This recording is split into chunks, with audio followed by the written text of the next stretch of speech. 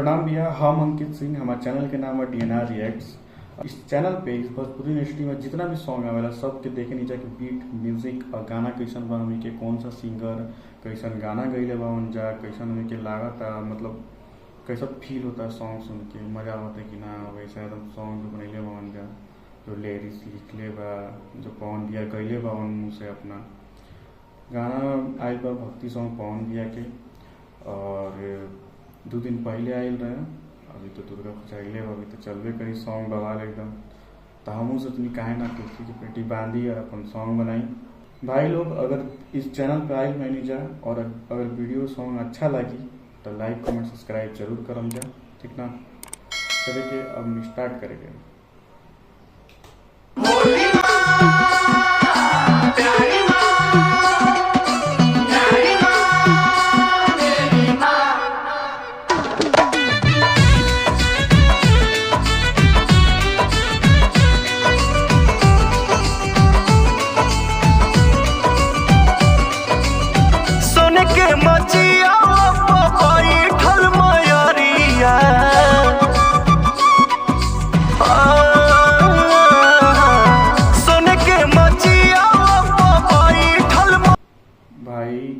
का सॉन्ग मतलब भाई पवन भैया की जो आवाज़ बना भाई, सच में गला में माँ सरस्वती बड़ी, सच में भाई का बोले दिल खुश हो जाला इनका सॉन्ग सुन के। अभी भक्ति सॉन्ग तो भाई एकदम हट के लागेला दिल में, मतलब भोजपुरी इंडस्ट्री में ऐसा कोई है ही नहीं है जो ऐसा गा दी, जो ऐसा गा दिया कोई गा सके। रोज सर पे क्या लगा था कमेंट करके जरूर बताएंगे। सुने के फिर से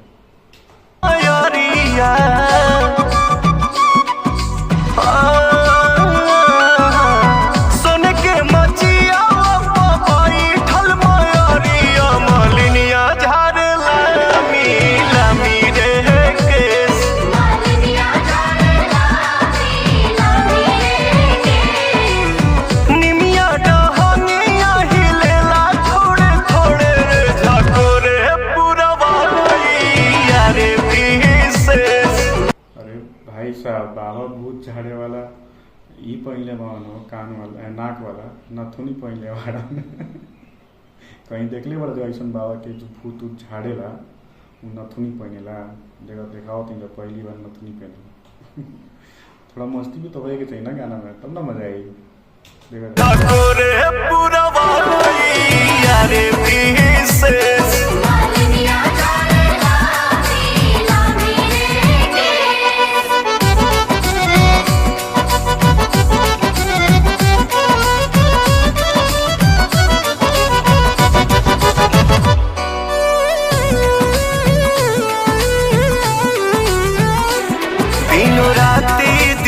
बाती जगमगाए लगले, लाले लाले अढ़ौल लहलहाए लगले।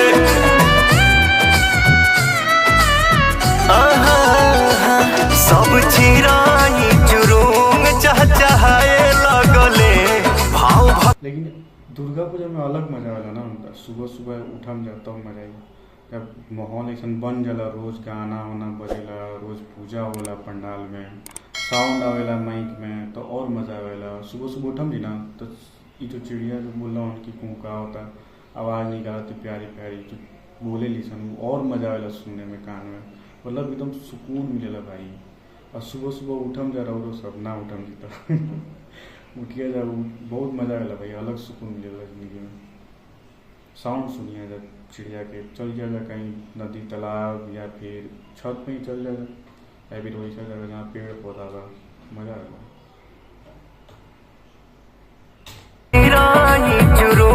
चहचहाए लगले भाव भक्ति से भजनियो गवाए लगले।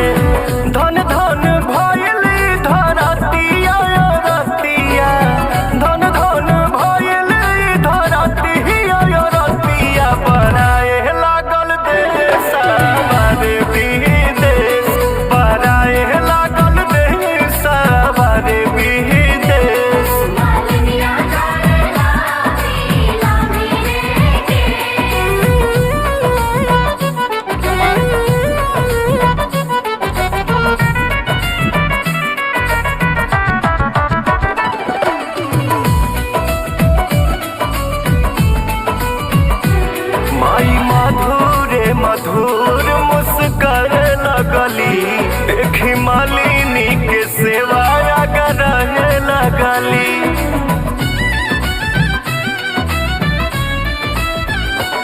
लाल चुनारी में दुल्हरी पुजाए लगली, भोग भगतिन के हाथवा से खाए लगली।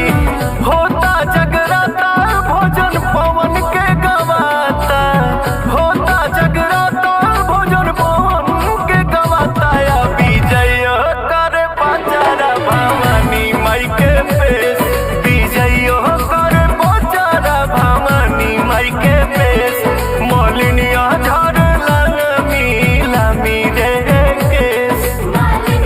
ये जो बाटे ई सीन जो बा ना भाई, जो रील उल कभी देखम जा, कभी रील उल देखम जा, नहीं तो हम शॉर्ट में देखम कोशिश करम डाले के वैसन रील जो बनावेला सन या बनावेलन जा बहुत सारा।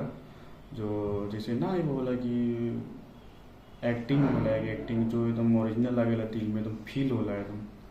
जो बनावेला ना कि मतलब भूख लगल बा, कोई आवेला ऐसे कोई खाना पीना दे देवे के चाहिए और ओकरा सबके पता चल जाए कि भाई कोई देवी माई के अवतार है या ऐसा कुछ, तो अलग फील होला। ऐसे ही कुछ अलग फील होला ये सॉन्ग सुन के, ये देख के, ये वीडियो वैसे ही टाइप के बा। और भाई सॉन्ग बहुत अच्छा बा भाई, पूरा कंप्लीट करके ना ठीक है थोड़ा सा।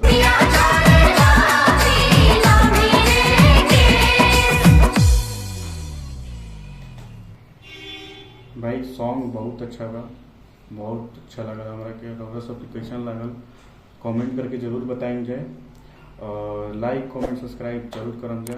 हम मिलम नेक्स्ट वीडियो में। और इस सॉन्ग में पहले ही बोल देने कि चैनल के सब्सक्राइब करेगा तो जरूरी बा सब्सक्राइब करम जा।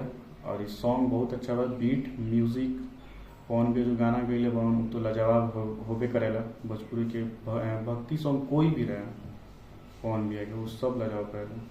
और हाँ एक गाना हम रउरा सबके बताएं जो रउरा सब भी सुनने हो कम, दुलरी माई आ गईली, वो सॉन्ग भी सुनम जा, वो मजा आवेला भाई, अलग फील आवेला, मतलब एक खुशी लागेला एकदम अंदर से मस्त लागेला। ठीक है भाई, तो हम चलो तनी नेक्स्ट वीडियो में हम मिला तनी फिर से।